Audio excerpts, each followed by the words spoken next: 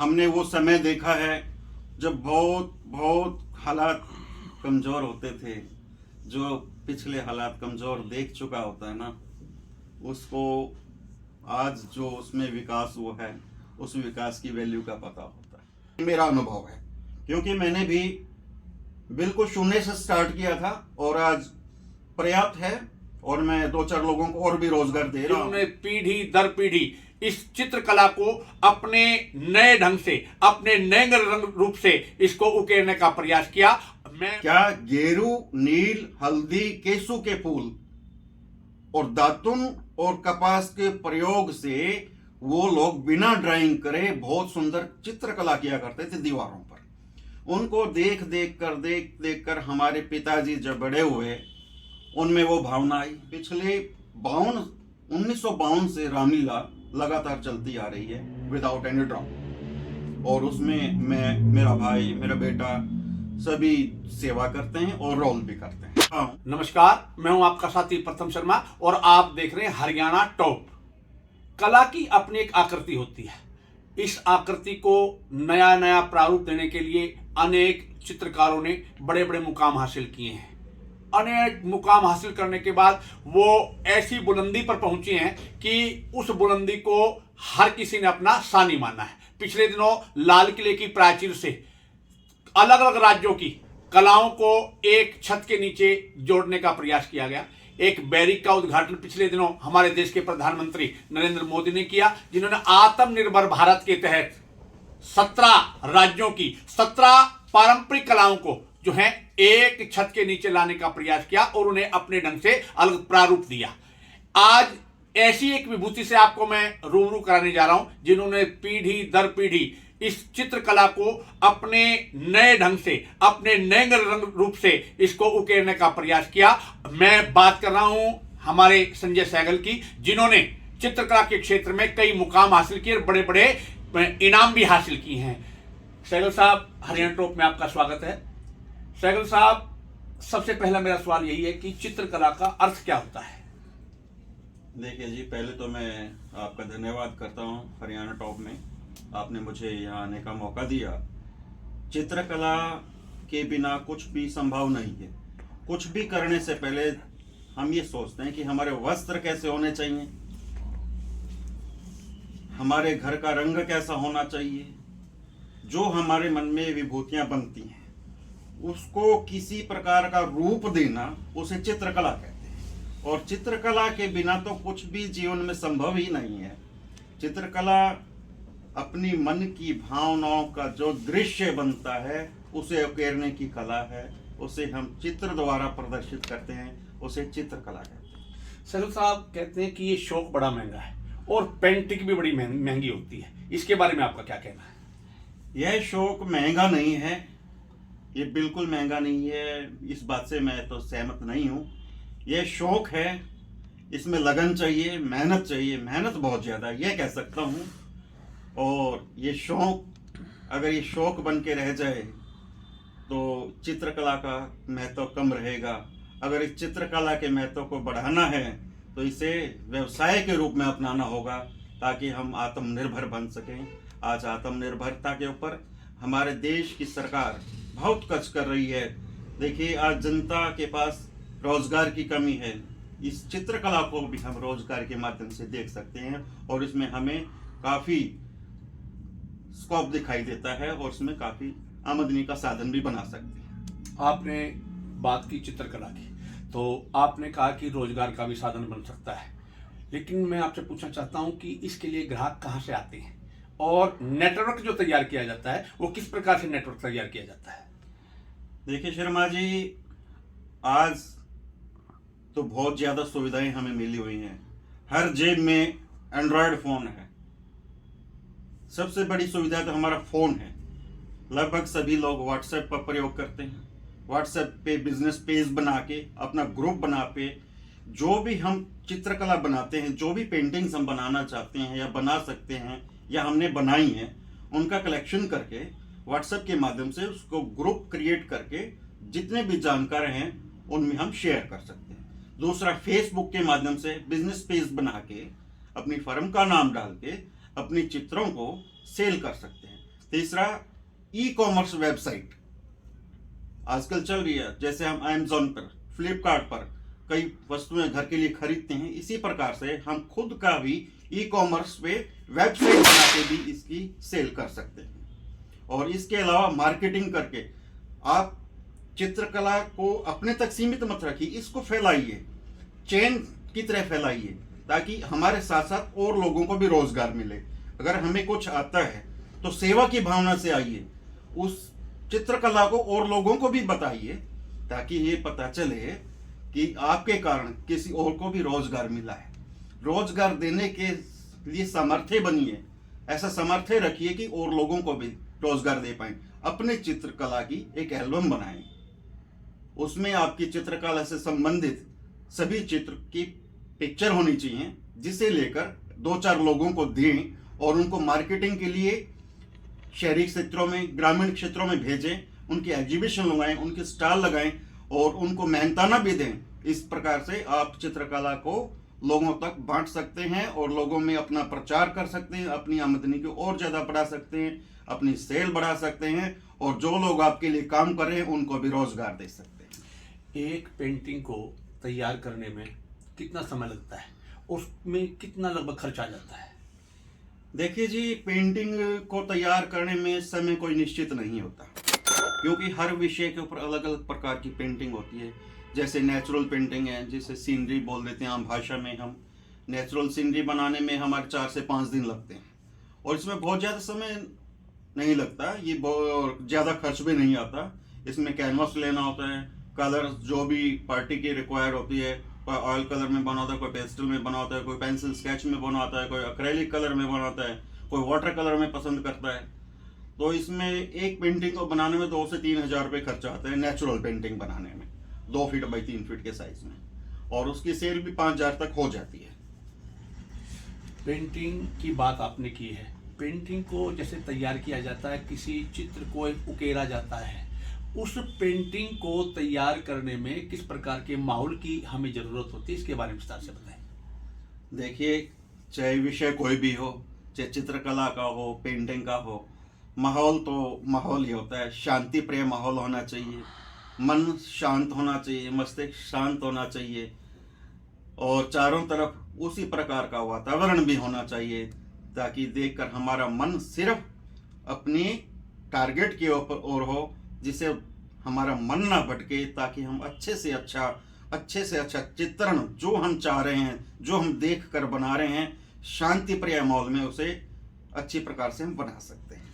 सहगल साहब, मैं देख रहा हूं कि आज का युवा वर्ग पेंटिंग को देख करके बड़ा आकर्षित होता है, उसके मन में भी एक ऐसी भावना उत्पन्न होती है कि मैं भी, वो आत्मविश्वास भी जगता है कि मैं भी ऐसी पेंटिंग को अपनी कला के माध्यम से उकेरूं।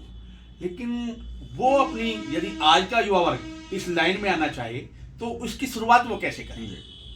देखिए, आज का युवा वर्ग अगर लाइन में आना चाहता है तो सरकार ने, हरियाणा सरकार ने, भारत सरकार ने बहुत ज़्यादा प्रतिष्ठान यहाँ देश में बनाए हैं, हरियाणा में भी बनाए हैं। सबसे पहले है ITI।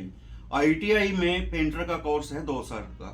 ITI में पेंटर का कोर्स करके वो कहीं जॉब भी प्राप्त कर सकते हैं। जैसे हरियाणा रोडवेज में भी पेंटर की पोस्ट होती है, हरियाणा पुलिस इंजीनियरिंग डिपार्टमेंट में पेंटर की पोस्ट होती है, आर्मी में भी पेंटर की पोस्ट होती है, एयर फोर्स में है, नेवी में भी है, और आपको MC में, म्यूनिसिपल कॉरपोरेशन में भी पेंटर की जॉब होती है। आपकी मेडिकल इंस्टीट्यूट जो बड़े बड़े हैं उनमें भी पेंटर की पोस्ट होती है, तो वहाँ पे ये कार्य कर सकते हैं। इसके अलावा हमारे कॉलेज ऑफ आर्ट्स, हमारे रोहतक में भी बहुत अच्छा कॉलेज ऑफ आर्ट बना हुआ है, जिसका बच्चे बहुत पूरे देश विदेश से बच्चे पढ़ने आते हैं, फाइन आर्ट्स का वहाँ कोर्स करते हैं, तो वहाँ पे भी शिक्षा ग्रहण कर सकते हैं। इसके अलावा हम फेसबुक पे, इंटरनेट पे, गूगल के माध्यम से भी ये हम पेंटिंग सीख सकते हैं, और आसपास कोई अच्छा चित्रकार है उसके पास जाकर भी हम ये पेंटिंग सीख सकते हैं। इसे सीखना सिर्फ मन में भावना होनी चाहिए, बिना भावना के चित्रकला और कला कोई भी हो बिना भावना के नहीं आती। आमदनी की बात करूं तो आमदनी के स्तर पर इसे किस हद तक बेहतर किया जा सकता है? देखिए जी, आज जो युग है, आज भारत सरकार में online, digital India, make in India, आत्मनिर्भर भारत, इतने अभियान चलाए हैं, इनका हमें फायदा उठाना चाहिए। हम कई बार ये सोचते हैं हमारा युवा वर्ग की आत्मनिर्भर क्या होगा, डिजिटल इंडिया क्या है। इनका तो बहुत ज्यादा फायदा हो गया हमें। डिजिटल इंडिया तो है क्या, डिजिटल सब कुछ ऑनलाइन। आप अपने मोबाइल फोन के माध्यम से, अपने लैपटॉप कंप्यूटर के माध्यम से अपनी वस्तुओं का सेल कर सकते हैं, अपनी बनाई हुई पेंटिंग को सेल कर सकते हैं और बहुत ज्यादा संख्या में उसे लोग देखेंगे और आपका प्रचार तो बहुत ज्यादा आसान हो गया। पहले हम क्या था, हमारे समय आज से 5-10 साल पहले, 15 साल पहले हमें एक एक पॉइंट पे एक एक कस्टमर के पास जाना पड़ता था। आज एक मैसेज करते हैं 1000 लोगों में पहुंच जाता है। ये है digital India, make in India. हमारी बनी हुई वस्तुएं डिजिटल इंडिया के माध्यम से पूरे देश में प्रचलित हों और वहां पे उनकी सेल हो। और वेबसाइट के माध्यम से, गूगल के माध्यम से, फेसबुक के माध्यम से, व्हाट्सएप के माध्यम से, कितने माध्यम हैं, हम अपनी इनकम को कई गुना बढ़ा सकते हैं। और इसमें दूसरा ये है, इसकी कोई सीमा नहीं है इनकम के, लेकिन एक परिवार का पालन पोषण बहुत अच्छे से पेंटिंग के कार्य से हो सकता है। ये मेरा अनुभव है, क्योंकि मैंने भी बिल्कुल शून्य से स्टार्ट किया था और आज पर्याप्त है और मैं 2-4 लोगों को और भी रोजगार दे रहा हूं। तो मुझे लगता है कि जिन लोगों को चित्रकला सीखने की भावना है, जो चाहते हैं कि हमें भी पेंटिंग आए, तो मैं उनसे यही विनम्र अनुरोध करूंगा कि वो और लोगों को भी इसका प्रचार करें, ताकि और लोगों को भी पेंटिंग सिखाएं, जिसके लिए उनको भी इनकम का साधन बन पाए, उनके घर का भी गुजारा हो पाए। सहगल साहब, पेंटिंग के क्षेत्र में आपने कई बड़े मुकाम हासिल किए हैं। मैं देखता हूँ आपके यहाँ, आपके कार्यालय में या आपके ये जो वर्कशॉप है, इसमें लेने वालों की एक भीड़ सी रहती है। आपकी बनाई हुई कलाकृतियाँ लोगों की पसंद बन चुकी हैं। बड़े बड़े अधिकारी, बड़े बड़े राजनीतिक लोग जो है आपके यहाँ से पेंटिंग लेने आती हैं। ऐसा आपके परिवार में क्या है जो आप इस मुकाम पर पहुंचे हैं? कहते कि पीढ़ी दर पीढ़ी आपके परिवार ने इस पेंटिंग क्षेत्र को अपनाया था। देखिए, मुझे लगभग 35 वर्ष हो गए हैं पेंटिंग के कार्य में। ये कार्य हमारे परिवार में दादा से शुरू हुआ था। मेरा दादाजी सुनार का काम करते थे और उनके हाथ में चित्रकला होती थी। पहले हम हरियाणा में हमारा जन्म हुआ। झज्जर दुजाना गांव है मेरा। गांव की धरती पे जन्म हुआ। मैं अपनी जन्मभूमि को प्रणाम करता हूँ। जननी और जन्मभूमि स्वर्ग से महान है, यह मैं मानता हूँ। उस जन्मभूमि पे जहाँ पे मैंने जन्म लिया, जब हम अपने दादा को कहते थे, आज तो हम चित्रकला कह रहे हैं, पेंटिंग कह रहे हैं, तो उस टाइम चीतन बोला करते थे।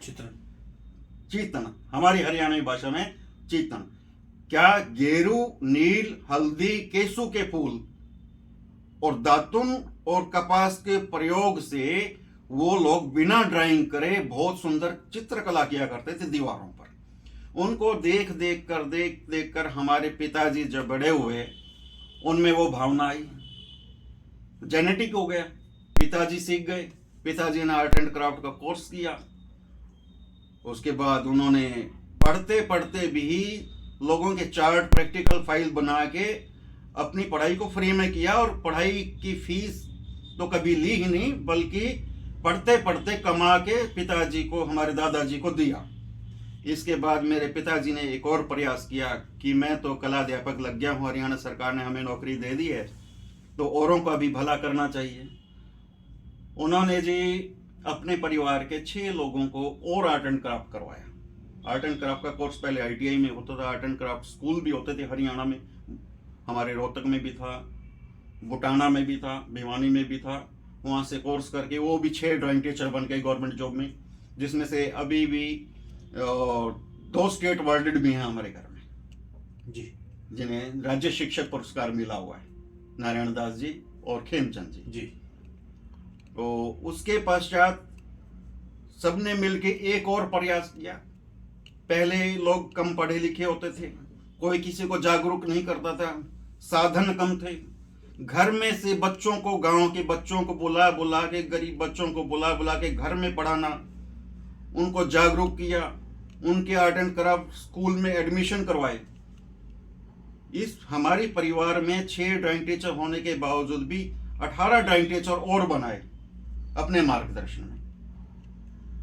इसलिए मैं कह रहा हूं, मैंने पहले दोहराया कि अगर हमें कुछ आता है तो उसे बांटिए, आपका कुछ घटेगा नहीं, आपका कुछ बढ़ेगा, किसी को रोजगार मिलेगा, किसी की दुआएं मिलेंगी, जो दुआएं मिलेंगी यूनिवर्स से कन्वर्टर को हमारे पास ही तो आएंगे, जिससे हमारा विकास होगा। नहीं, आपने कला के क्षेत्र की बात की, आपने बताया कि इस चीज़ को बांटना चाहिए, लेकिन मेरा आपसे सवाल ये है, यदि किसी साधारण व्यक्ति को इस कला के क्षेत्र से जुड़ना हो तो वो इसकी शुरुआत कैसे करे? देखिए, साधारण आदमी को अगर इस बात से जुड़ना है तो उसमें पहले अपनी भावना आनी चाहिए, उसमें मन में चेष्टा होनी चाहिए कि मुझे ये करना है। उसको ये अपना प्रेस्टीज इशू बनाना चाहिए कि मेरे पास साधन नहीं है लेकिन मैं इसे सीखना चाहता हूँ, तो जाए आर्ट गैलरी। दिल्ली में तो बहुत ज़्यादा है हमारे जैसे आर्ट गैलरी, झज्जर में हमारे पास आए, हम उन्हें रास्ता दिखाएंगे, जो हमारे पास संभव है वो उसकी हम पूर्ण सहायता करेंगे, और बिना किसी फीस के निःशुल्क कोई भी हमारे क्षेत्र का व्यक्ति इस प्रकार की कला को सीखना चाहे, हम उसका निःशुल्क सहयोग करेंगे और सिखाने का पूरा प्रयास करेंगे। रोजगार की दृष्टि से इस कारोबार को कहाँ पर देखते हैं आप? देखिए, रोजगार की दृष्टि में आज इसकी बहुत ज्यादा महत्व है। देखिए, कोई भी हम पुस्तक पढ़ते हैं, पुस्तक में चित्र होते हैं, सबसे पहले पुस्तक को ही लेते हैं, वो पुस्तक कौन बनाता है? चित्रकार बनाता है। इसके बाद आ जाते हैं हम टीवी को, कोई भी नाटक, सीरियल, समाचार, फिल्म, गाना जो भी देखते हैं, उसकी बैकग्राउंड में जो आपको दिखाई देता है, जो उसका बैकड्रॉप फ्रेम बना होता है, उसको कौन बनाता है? चित्रकार। कोई भी हम डिजिटल ड्राइंग करते हैं, आज चलो फ्लैक्स के प्रिंटिंग आ गया, डिजिटल प्रिंटिंग आ गई, लोग कॉपी करने लगे पेंटिंग्स को भी, लेकिन उससे पहले वो कंप्यूटर में ड्रॉ की जाती है। ड्रॉ कौन कर सकता है? जिसमें चित्रकला का ज्ञान हो। चित्रकला तो मैनुअल है, किसी प्रकार से मान लो चित्रकला मैनुअल ही है, मैनुअल से डिजिटल हुई है। कहते हैं सैगल साहब कि आपके चाहने वालों की एक लंबी लाइन है, आपके अनगिनत लोग मुरीद हैं, तो ये लंबी लाइन आपकी फहरिस्त से जुड़ने के लिए कैसे बनी? चाहने वाले मुरीद जो है आपके, वो किस प्रकार से, वो इसका क्या कारण रहा? देखिए जी, हमने मेहनत तो की है और भगवान का आशीर्वाद भी रहा है, हमारे पिताजी का, दादाजी का, परिवार का आशीर्वाद पूरा रहा है। हमारी भावना थी, हमने इसको बहुत अच्छे प्रयास किए, जब साधन कम नहीं थी, हमारी मजबूरी थी। हमने वो समय देखा है जब बहुत बहुत हालात कमज़ोर होते थे। जो पिछले हालात कमज़ोर देख चुका होता है ना, उसको आज जो उसमें विकास हुआ है, उस विकास की वैल्यू का पता होता है। इसलिए मैं इस विषय में ज़्यादा ना कहता हुआ आपसे यही कहूँगा कि, और सभी लोगों से यही कहूँगा, कुछ भी करें अपने अतीत को ना भूलें, विकास करें, और अगर आप विकसित हो गए हैं तो अपनी कला को दूसरों में बांटें, जिससे और लोगों को भी कला मिल पाए और रोजगार का साधन मिल पाए। ये तो आपने पेंटिंग की कला की बात की, लेकिन एक कला जो और है, जो आप में छुपी हुई प्रतिभा जो मैं देखता हूँ, और शायद मैंने नहीं देखी हो लेकिन मैंने सुना जरूर है कि वो छिपी हुई प्रतिभा है रामलीला रंगमंच से जुड़े हुए होने की। ऐसा सुना है कि पिछले लंबे समय से आप रामलीला रंगमंच से जुड़े रहे हैं, और आज भी शायद आप रामलीला रंगमंच से कोई ना कोई अपनी कला का प्रदर्शन करते हैं। कोई ऐसा मामला है? जी, ये आपने बहुत अच्छा पूछा मेरे से, मुझे बहुत खुशी है।